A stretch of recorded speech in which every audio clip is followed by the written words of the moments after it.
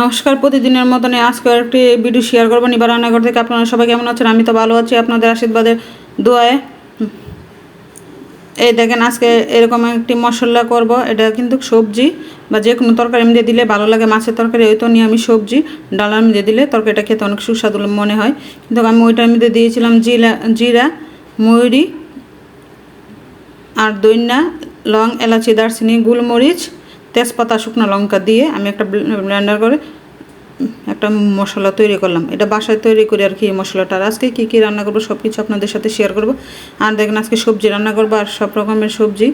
আপনাদের ভাইয়ে বলতেছেও, সেদিন আন্দিগুট মন্দিরে গেছিলাম, ওইখানে একটা সবজি খাইছিল, ডালনা খাইছিল। এই ডালনাটার মতন তুমি তো আজকে রান্না করবা। তো আমি বলছি ঠিক আছে। তো অল্প একটু মিষ্টি কুমড়া নিলাম, বেজে নিলাম, তারপরে বেগুন বেজে, আলু বেজে, সোয়াবিন বেজে, তারপরে পটলও বেজে নিয়েছি। সবগুলো আলাদা আলাদা করে আমি অল্প অল্প তেল দিয়ে বেজে নিয়েছি। নিয়ে তারপরে একসাথে তরকারিটাকে আমি বাগার দিব। এই দেখেন, এখন সম্বাস দিব। অনেকে বাগার, অনেকে সম্বাস বলে। আর ওইদিকে আমি আজকে জিরা আর আদা বেটে নিয়েছি, আর হলুদের গুঁড়ি, মরিচের গুঁড়ি দিয়ে নিলাম। আর আমি তো জানেন সবসময় একটু শিলপাটায় মশলা বেটে নিলে তরকারি খেতে অনেক ভালো লাগে। ওই জন্য একটু শিলপাটায় মশলা বেটে নিয়েছি।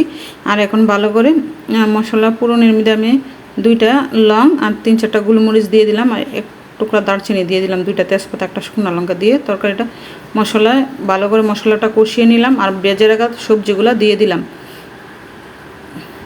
অল্প অল্প তেল দিয়ে আমি সবগুলো সবজি বেজে নিয়েছি। আর এরকম সবজি বেজে তরকারি রান্না করেছে যে খেতে এত ভালো হয়েছিল, অনেক ভালো লেগেছিল।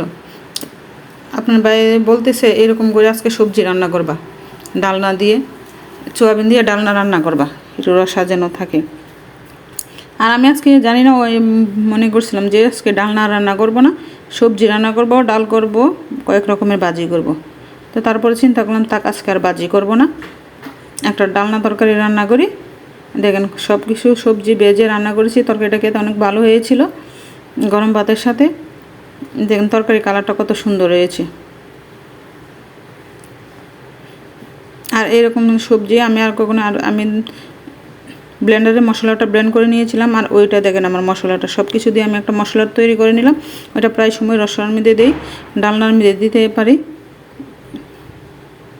দিলে অনেক ভালো একটা সেন্ট আসে। বলতে পারেন গরম মশলা গুঁড়া সব কিছু মিলে একটা মশলা। এগুলো এই তো আমি মশলাটা কিন্তু মাছের তরকারিতে দিলে অনেক ভালো লাগে। আর যে কোনো পাঁচমিশালি সবজি তো দিলে ভালো লাগে। তারপরে পাঁচমিশালি সবজি রান্না করলাম। এখানে লচ্ছিম, কাঁঠালের বিচি, আর মিষ্টি কুমড়া, পটল, আলু, বেগুন সব কিছু দিয়ে, পেঁপেও দিয়েছি সাথে। বড় সাইজের একটা পেঁপে নিয়ে আসছিলাম, তো অর্ধেকটা দিয়েছি, বলছি আরেকদিন সবজি খেতে পারবো। সব কিছু আবার অর্ধেক করে রেখে দিয়েছি। দেখেন অল্প করে সবজিও রান্না করেছি, কারণ এরকম সবজি কিন্তু আমাদের বাসায় অনেক ভালো লাগে। তাই বললাম আজকে আর অন্যরকম চাকবাজি করবো না, কয়েকদিন চাকবাজি খেয়ে নিলাম। তো আজকে আর চাকবাজি করবো না, এরকম পাঁচমিশালি সবজি খেতে অনেক ভালো লাগে। আর আজকে 2টা তরকারি রান্না করছি, কালকে ডাল ছিল, ওই জন্য আজকে আর ডাল রান্না করি না। এই আজকে ছিল দুপুরে রান্নাবান্না, কিন্তু খেতে অনেক ভালো হয়েছিল। আপনার ভাইও বললো অনেক ভালো হয়েছিল 2টা তরকারি। আর আপনার ভাই আসার সময় একটা তাল নিয়ে আসলো, আর বললাম যে তাল নিয়ে আসলে সুজি নিয়ে আসতে হবে, বাসায় সুজি নাই, তো সুজির একটা প্যাকেট নিয়ে আসলো।